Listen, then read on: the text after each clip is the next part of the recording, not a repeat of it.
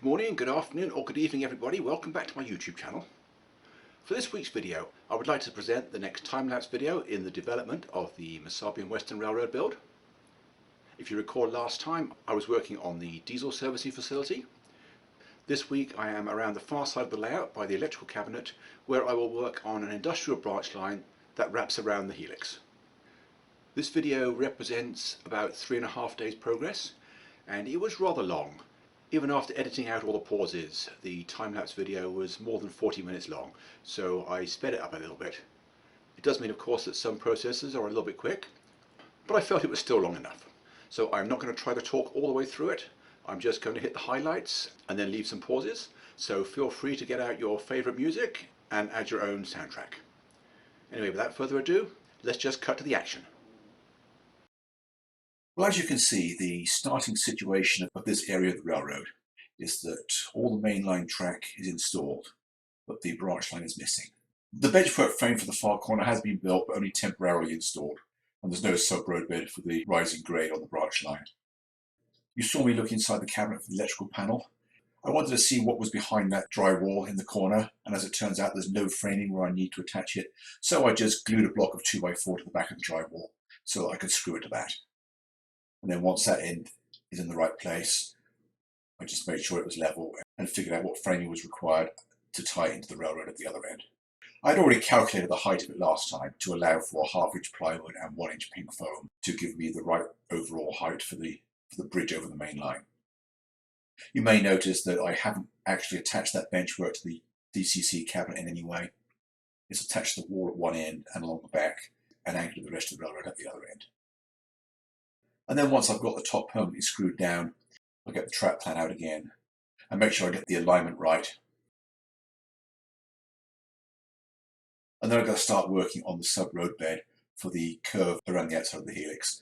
And there really isn't a lot of leeway here. There's very little room for error, because not only is it a very narrow piece of real estate between the main lines and the helix, but there's also a lot of framing to dodge.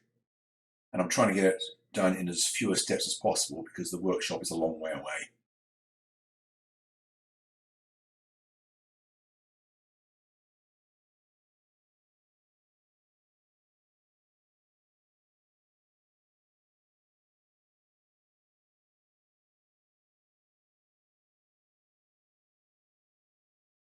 And you saw me attach the pink foam with spray adhesive.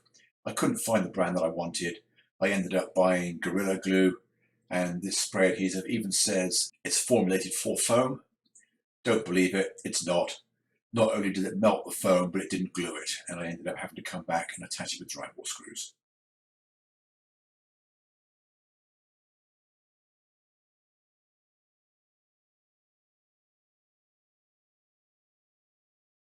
Anyway, it looks like I've now got the roadbed to fit.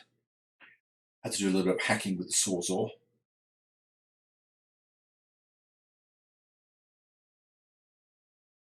And I'm just making sure that the paper pattern aligns properly.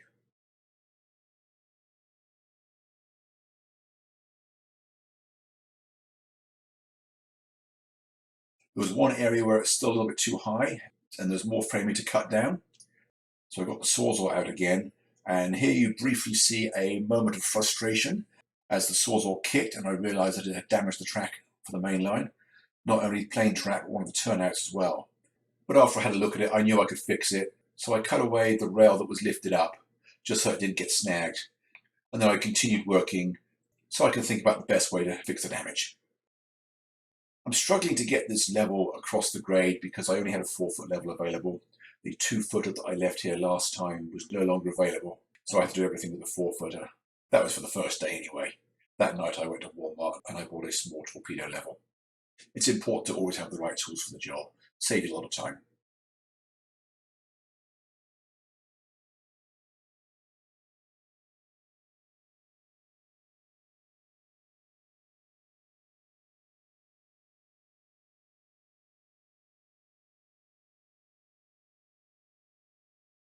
I'm making sure that the grade is even all the way down, just adding it piece by piece. And then when I'm happy with it, I can screw it down.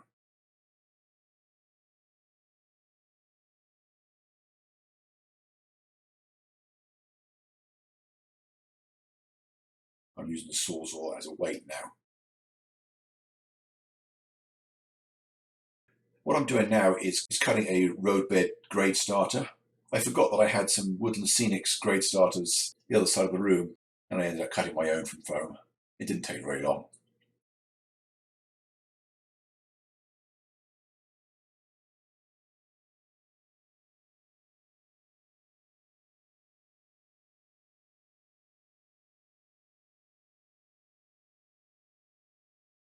Unfortunately, the camera was set too high this day, so a lot of the time I'm too close to the bottom of the frame. Anyway, I did make a mental note of that, and I made sure the camera was set the right height the next 2 days.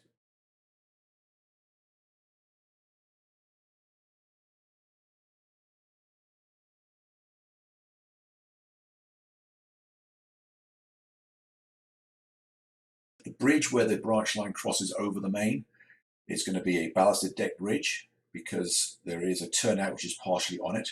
And I bought a piece of thin plywood, I think it was 1/4 inch, it might have been 3/16. And that will be plenty stiff enough for the deck, especially once it's reinforced with the side girders.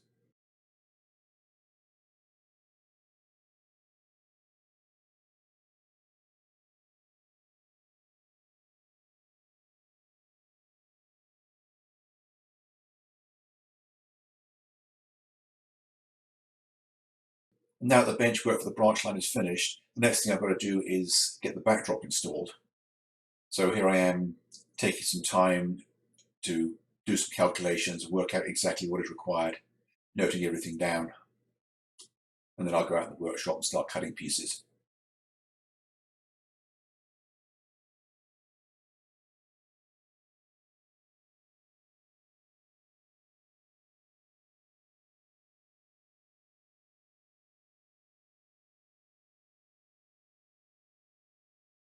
As you can see, I have to keep climbing on the bench work to reach that back corner.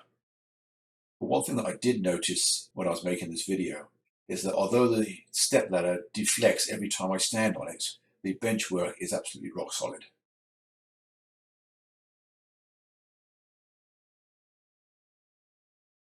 So here I am gluing and clamping the first piece of backdrop in place.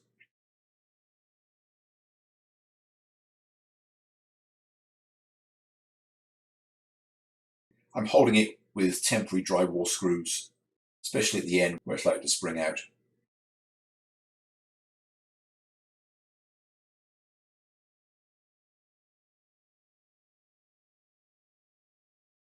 Now there's about a 2-foot straight section between the reverse curves.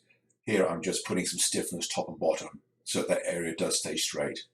There will be a backdrop structure against it, so I don't want it twisting or reshaping itself with variations in humidity.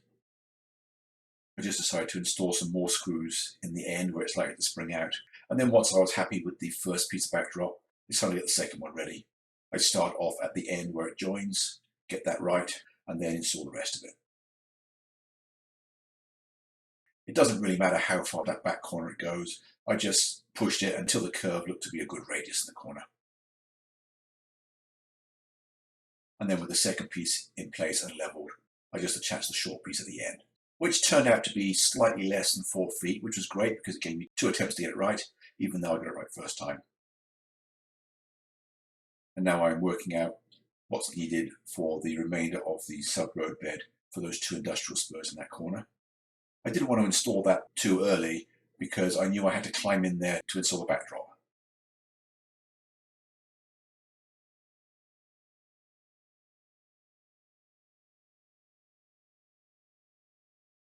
And now I had to do some more work inside the helix. Not quite sure what it was. I think that was when I was just making sure that all the joints were properly filled with glue because I didn't want the backdrop to eventually spring away from the helix. And now after transferring the track center lines from the full-size print to the benchwork, it's time to get out the black foam rubber roadbed and get that installed. I already had a few pieces left over from the last visit, but I had to cut some more. And this is pretty straightforward, just a case of starting at one end and working my way down.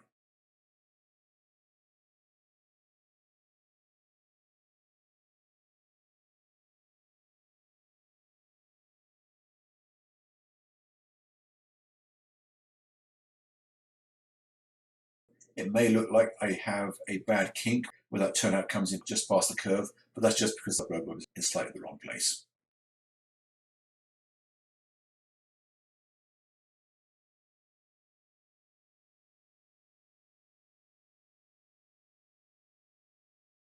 And at this point, I'm getting the first piece of fascia to fit.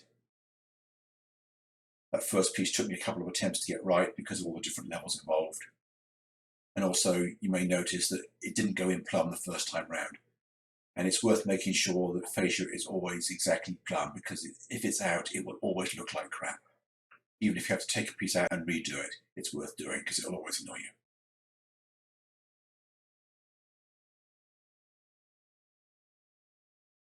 And the second piece is a lot simpler. It's just a 5-inch white strip, and I will shape the top of that later. Unfortunately, I set the camera pointing too high on this day, so a lot of what I'm doing is not too visible off the bottom of the screen. But I did correct the error, and I got it right the next days.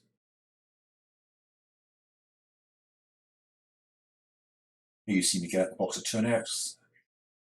I'm ready to start laying track, and I started at the far end, just making sure that everything was in the right place. Now I'm drilling holes for the switch machines, vacuuming up all the sawdust. There's a few places where I'm soldering two legs of track together to make a longer piece. As I've already mentioned in past videos, I like to minimize the number of joints on curves.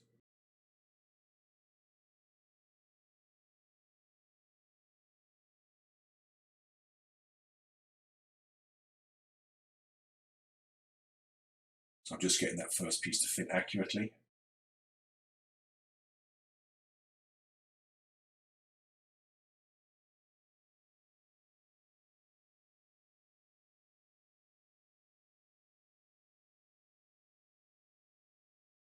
Here we are at the start of day 3. The first thing I did was to get rid of all the temporary drywall screws from the fascia and backdrop.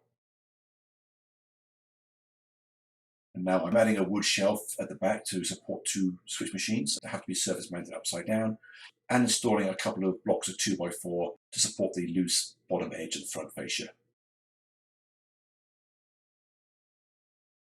And once I've done that, see the Mountain Dew cans coming out again, I'm starting to glue down the track. I didn't glue anything down the previous day.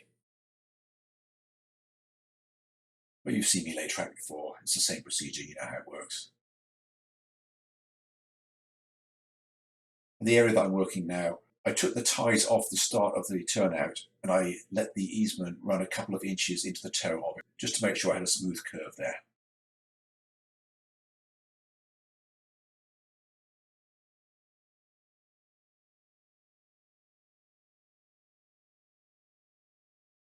And one of the spurs in the cement plant right at the end could not be permanently installed, so I just pinned it down. It's the middle one of those 3 spurs.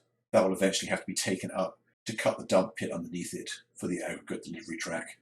And also, I'm not quite sure where it's going to be. It can be positioned accurately once the structures are built.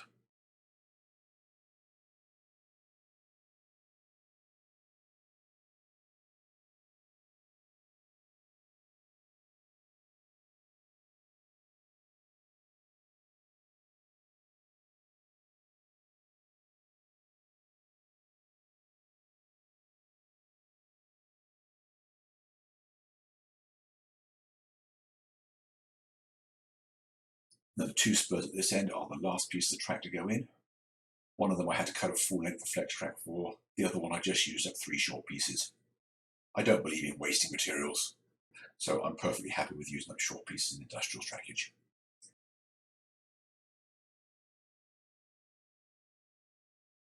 And now, once I'm in the track laying mood, I came back and had another look at the foul up that I did on the first couple of days, where the saws were kicked.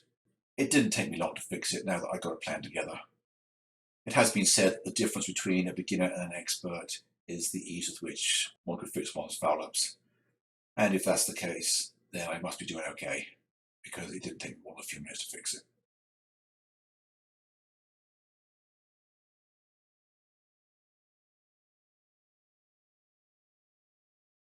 Here I'm sanding all the burrs from the screw holes in the fascia backdrop and spackling over all the holes.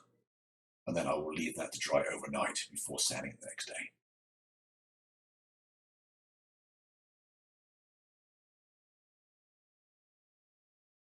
Time to do a bit of cleanup.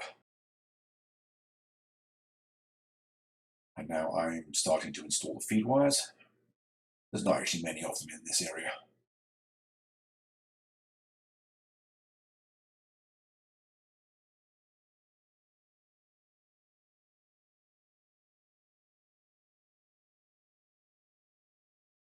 Once again, vacuuming up sawdust from the drill holes.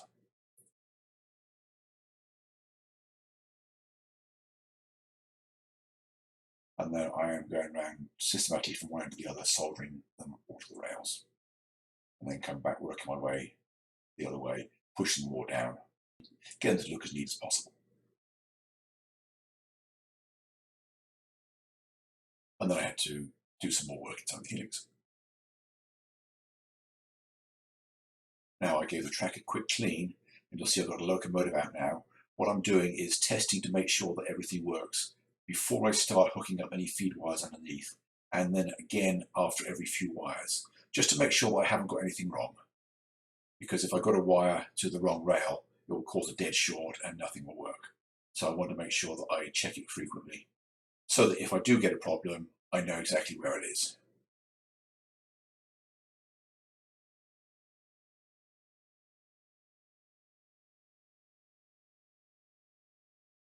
You may have seen me have to push the locomotive there. I discovered that I had a couple of feeders missing.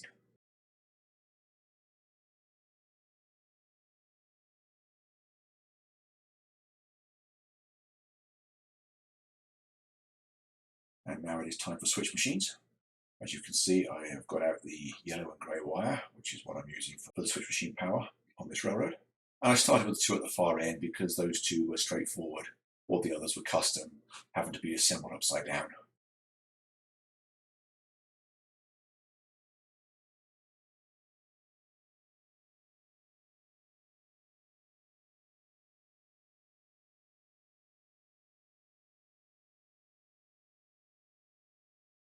Once again, after installing a couple of switch machines, I test the locomotive just to make sure that I've got the frog polarity correct. And if I've got one wrong, it's easy to swap the two feed wires on the switch machine. It's one of those places where the 50-50-90 rule applies. Anywhere that there is a 50-50 chance of getting something right, you'll be wrong 90% of the time. Or at least that's the way it seems anyway. Anyway, now I'm working on those switch machines that have to be surface mounted upside down at the back. Nothing difficult about it, it just takes a bit longer, that's all. I have to remember to fold a loop in the activating wire, otherwise it will provide too much pressure and break the turnout.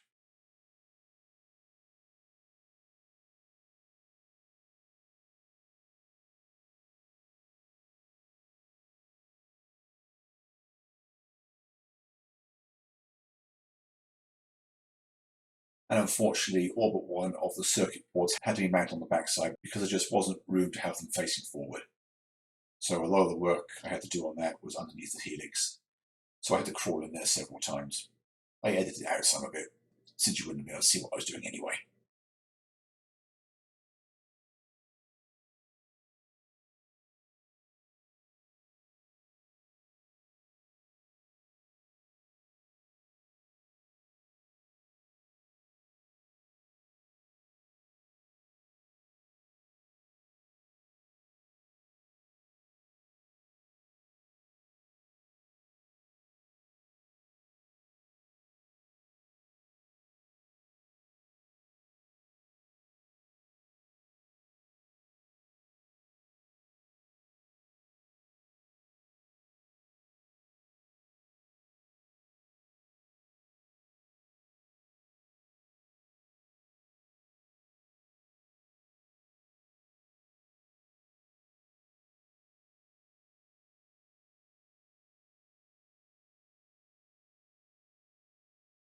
No, that's not electrical storm going on inside the helix. That's me using a flashlight to get all the wiring down under there, because there wasn't a lot of natural light getting in there from the rest of the room.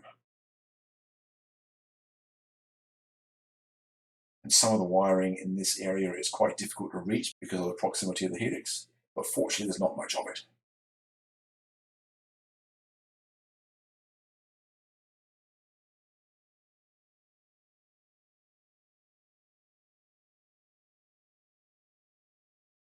And then I go around giving every track one last test. And I'm now cleaning up the area.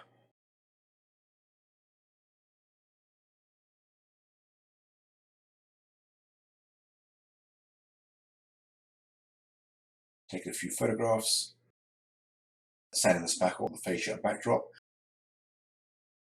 vacuuming up that dust, wiping it down with a damp rag, and then I had to touch up the thick area where the backdrop ties into that blue wall on the right of your screen. That was always going to take 2 coats to get that right. I'm not quite sure what I'm doing now.